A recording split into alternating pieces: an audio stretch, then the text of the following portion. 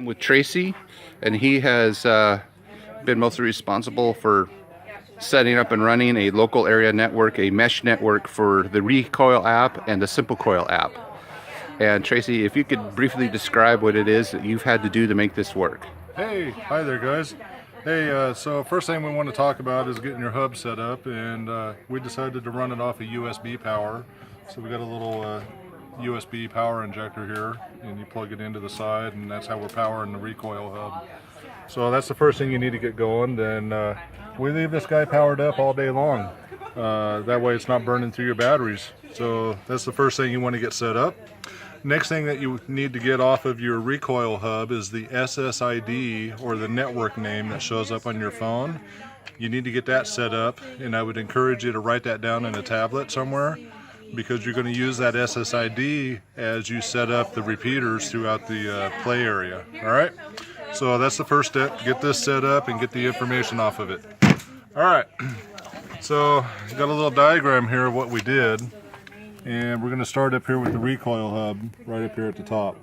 So, get the Recoil hub, and I don't know why, when you power that up, it has a default IP address of this right here, 11.11.11.1.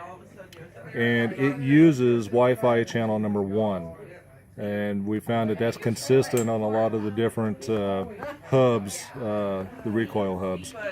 And you need to get the SSID off of that. And that SSID is going to be something like a Recoil Game Hub, and then underscore, and then it's going to be the MAC address, the network MAC address of that device.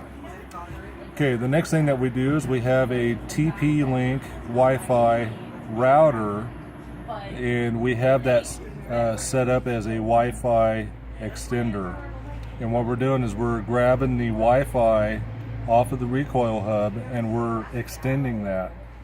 And then we take that Ethernet port off of that TP-Link router, and we tie it to a TP-Link power line adapter.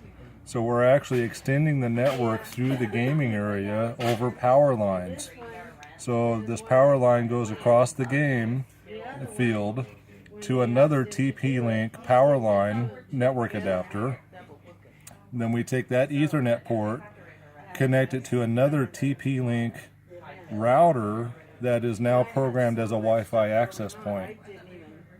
And we could see the different IP addresses here. So on this particular Wi-Fi extender, we have the IP address set to 11.11.11.252. It is, when it's set up as a Wi-Fi extender, it uses the same channel as your Recoil hub. So channel 1 here, channel 1 here on the Wi-Fi. Over here on this first access point, we set it to use channel 6 in the access point mode, and we force the IP address to 11.11.11.254. We also extend the power line out to another TP-Link power line adapter. We take that Ethernet port off of that power line adapter, go to another TP-Link router that's programmed as an access point. This time we're using channel 11. And then we set the IP address up for this for 11.11.11.253. Now on this particular Wi-Fi device, and this one, you're going to set the SSID to the same SSID as the Recoil hub. And for this particular Recoil hub, this is the SSID. It's Recoil space game space hub underscore and then the MAC address.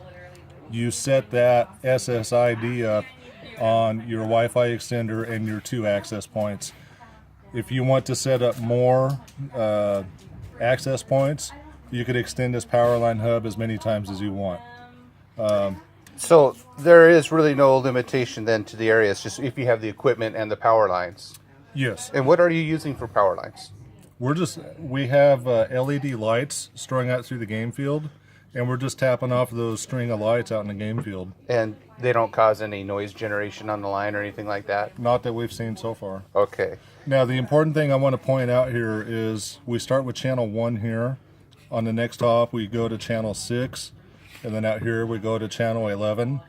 On your next hop, you want to go back to channel 1, and then channel 6, and then channel 11. You want to repeat those channels as you go out. And what you're doing there is you're making sure that you're not causing interference with yourself. And then as a big mesh network, the guns and the phones, more importantly, can't tell that they're going from one access point to another. Yeah, the important thing is that you have some overlap with your Wi-Fi from this router. It has a cloud around it, if you will, and you want that cloud, that Wi-Fi cloud, to overlap the next access point. And it just sees it as one big hub. It doesn't see, okay. Yep, and your phone will switch over. As long as you have your phone set to auto join, it'll connect right up to the next access point.